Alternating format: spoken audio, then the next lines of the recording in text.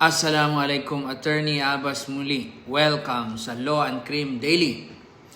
Tanong ni Med Abdullah, ano ang pinagkaiba ng reklusyon perpetua at ng life imprisonment?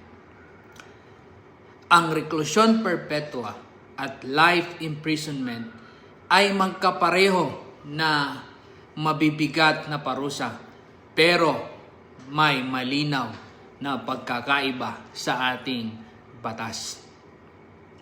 Ang reklusyon perpetua ay may takdang haba ng parusa mula 20 taon at 1 araw hanggang 40 taon, at may kasama ito na accessory penalties tulad ng pagkawala ng ilang karapatang sibil at politikal. Ito ay karaniwang pinapataw sa mga krimeng nasa Revised Penal Code.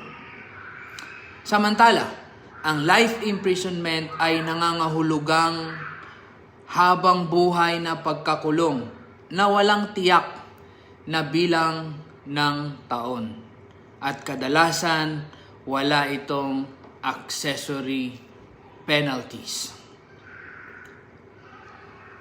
Mas madalas itong ipinapataw sa mga krimeng nasa special laws.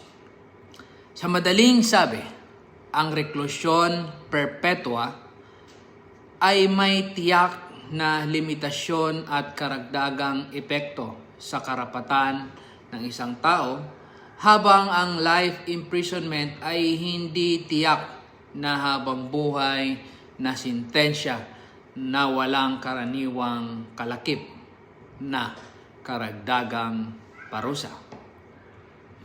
May natutunan ka na naman ba ngayong araw? I-like, i-follow at i-comment ang inyong tanong.